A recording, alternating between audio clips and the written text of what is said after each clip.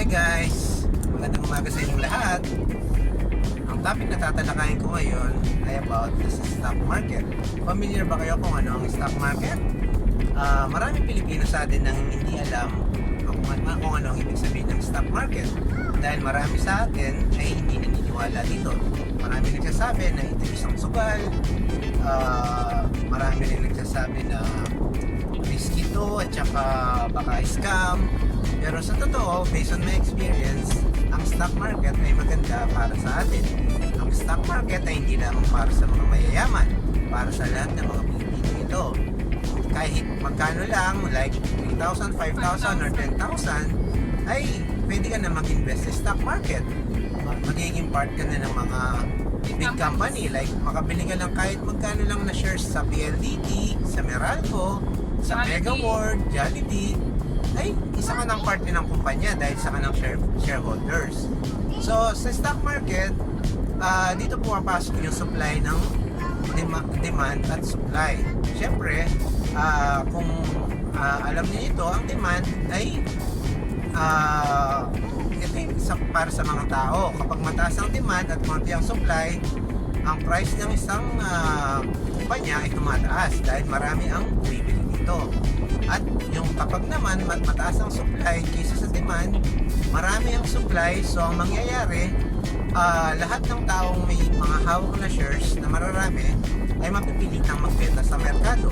So ang mangyayari sa price ng isang stock ay bumababa dahil mas marami ang supply kaysa sa demand ng mga tao. So parang nasa palengke ka lamang.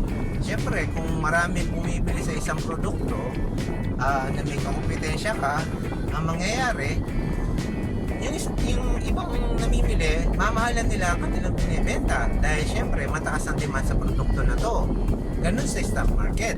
At the same time, yun nga yung sobrang dami na supply, maraming kompetensya, may nagbebenta ng ganito, mura. Like for example, 10 pesos binibenta, may nagbebenta na 9 pesos na same product. Siyempre, ba't hindi nila bibili yung 10 pesos na binibenta mo, mas bibili nila yung 9 pesos or mas mura pa, diba? So, ganun sa stock market. Ang stock market, two ways to earn from the stock market. One is price appreciation and the second one is by dividend. Ano nga ba itong dalawa na to? Yung price appreciation, ito yung pagangat ng isang presyo o pagbaba ng presyo ng isang stocks. So, depende nga sa supply and demand. Para kumita rito, titingnan mo ang fundamental ng isang kumpanya. Ano nga ba ang fundamental nito? Yun yung mga earnings niya, quarterly, may mga projects sila in the future, at marami pang iba. So just make sure when buying a company, make sure na makikita mo itong kumpanya na to like 10 years or 25 years from now. Yun ba yung mga necessities like Meralco? Siguro hindi naman siguro mawawala ang Meralco kasi kailangan ng tao yung kuryente, di ba?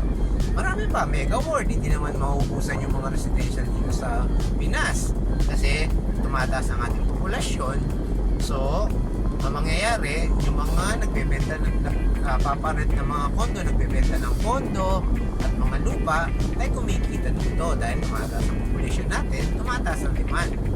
So, ganun kumikita. Like for example, I bought one company, sabihin natin ang name ng company is A. So, bumili ako ng shares ng A ng 10 pesos. At after 6 months, naging 15 pesos siya. So, kung nag-invest ka ng 100,000, yung kikitain mo sa 100,000 mo ay 50,000. So, ang total ng iyong pera ay 150,000 na. Bakit? Kasi yung binili mo yung kumpanya ay worth 10 pesos and biglang umangat yung presyo niya sa 15 pesos.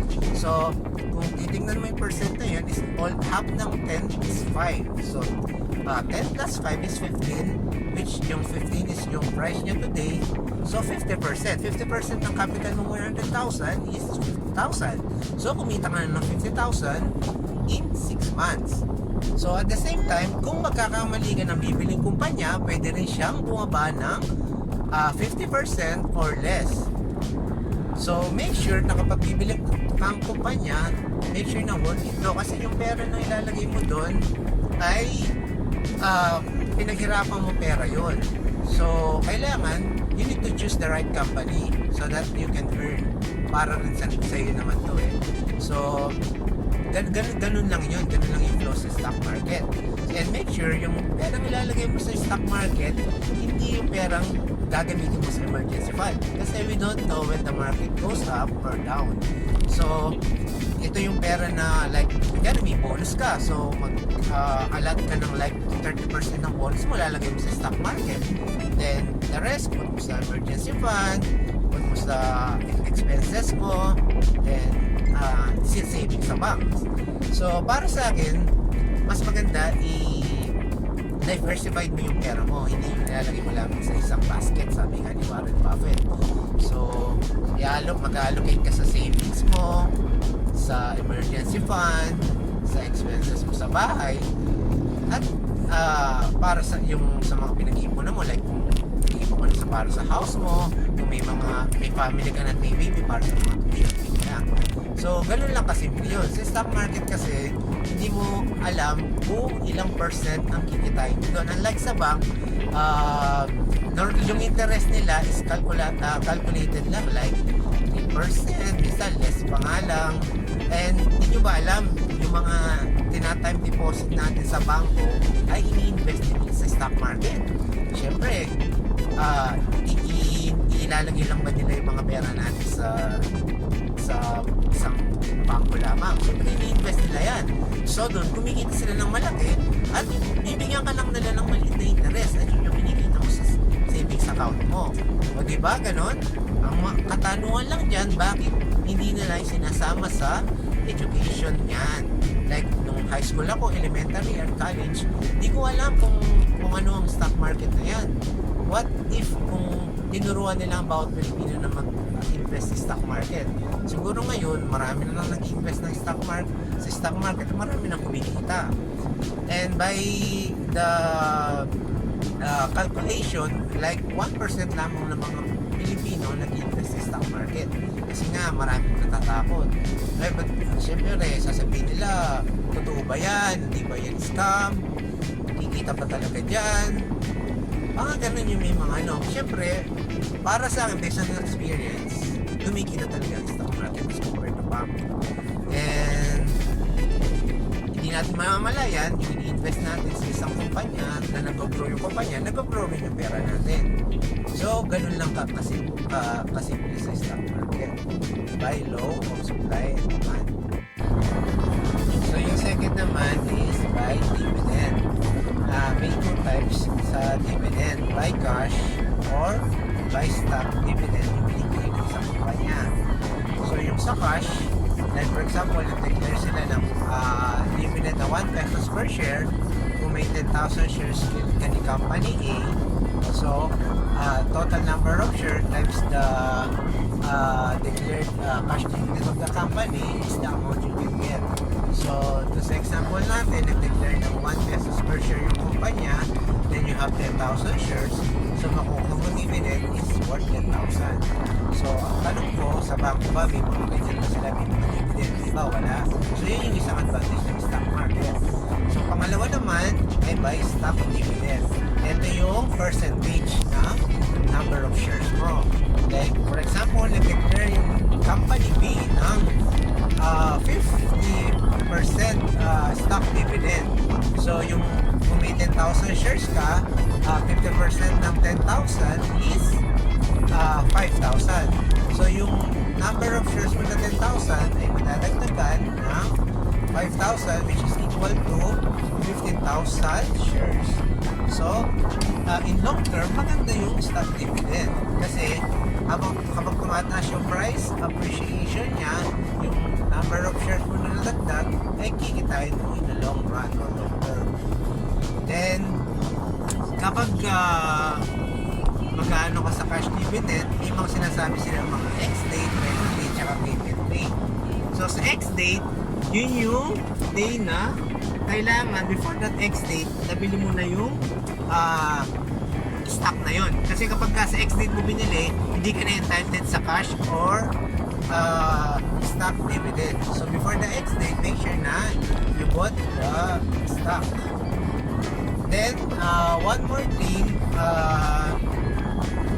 kapag sa stock dividend, like 50% sila nag-declare, automatic yun, yung price niya at the next day of the next day ay bababa ng 50%. Kasi nga yun yung ano sa stock dividend. Kung ilang percent ng number of shares mo yung dinedeclare nila, ganun din yung babagsak ng price. Pero good for long run yun kasi yung average price mo na 10 pesos ay magiging 5 pesos na kung 50% stock dividend na dinedeclare. So, ganun lang kasimple yun. And there's two types of person in the stock market. Yung one is investor, pangalawa ay yung trader. So, investor, ito yung mga tao na nag-i-invest in long term like 5, 10 to 25 years sa stock market. Ito yung mga binibili ng kumpanya ng blue chip. Yung blue chip, ito yung 30 companies sa Pilipinas na malalaking kumpanya, giant company. Kagaya na sinabi ko kanina, yung mga PLDT, Meralco, Jollibee, SM, Ayala, at marami pang iba, URC, yun. So, yun yung mga binibili ng investor kasi based sa historical data, like in year 2000, sample na lang, kunyari si yung URC, I think in year 2000 yung URC is worth 30 pesos or 20 pesos per share lang. Ngayon yung URC is 150 to 160 pesos per share na. So yun ang percent na inangat niya. So parang almost double na, 100% to 200% or more pa. So yung in-invest mo like 100,000, so in 10 years or 20 years, naging triple na siya. Which is not bad naman compared sa mga bank. Then, yung pangalawa naman, yung trader. Yung trader naman, may maraming types ng trader naman. May mga day trade, may mga swing trade, may mga trader, may position trader. So, depende sa tao nyo kung saan mag-fit yung pagtitrade niya sa stock market. Kasi yung mga position trade, ito yung mga weeks or more yung tinitignan sa charting bago nila bilhin yung stock market. Yun yung buong position na buong day kasi natin. Then yung swing trader, ito yung like 1 hour, 4 hours, yun yung binibase nila by technical analysis, yung sinusunod nilang candle, dun sila pumapasok sa isang trade. Yun naman day trade o kaya yung momentum trade, yun yung mga 3 minutes, 5 minutes, 1 minute, 15 minutes or 30 minutes na time frame, yun yung mga mababa, yun yung day trade. Bibili nila ngayon, at the end of the day or before the end of the day, bibenta nila kaagad. Kasi yun yung gusto nilang baga mabilisan, hindi nila inoon for a week, 5 days lang, 2 days, 3 days lang, yung palang binibenta nila. So, kaso yung trader naman, very risky siya compared sa investor. Kasi sa being a trader, you need a lot of basic analysis, sa technical analysis, and you are willing to cut your losses. Like you can set your cut loss for 3% or 5%, and you will sell your position. So, ganun siya. At the same time, mas malaki rin naman kinikita ng trader kaysa investor. Kasi by day, by weeks lang, like kung siya lang 10% to 50%, bibenta na nila, then bibitahan na ulit sila ng stock market na paangat pa lang. So, mas malaki talaga ang kinikita ng trader compared sa investor. Kasi yung investor, no matter how much is the price per month or per week, ay binibili mo ito. Like for example, nagbalat ka ng 10,000 monthly, nagbabay ka ng company like Jollibee. So, kung Jollibee is 180, bumili ka ngayong month, next month, naging 185 siya, bibili ka ulit worth 10,000. So, ganun yung investor, like you are using the strategy of peso cost strategy. You buy any amount per month, then the total number of shares and that your average will be lower. So ganun ka-powerful lang peso cost average. So dito na muna, drive nyo muna ako kung may mga question kayo na hindi malinaw sa inyo, naguguluhan kayo or something na gusto nyo i-ask, please comment na lang sa baba and I will try to answer all your comments as much as possible. At kung may mga suggestion din kayo para may improve natin ng bilang natin, sabihin nyo lang, we'll make everything para sa inyo lahat. Okay guys, so hanggang dito na muna. I hope you learn some basic information about the stock market and we'll see on the other more videos to come. Have a nice day. God bless to all of you.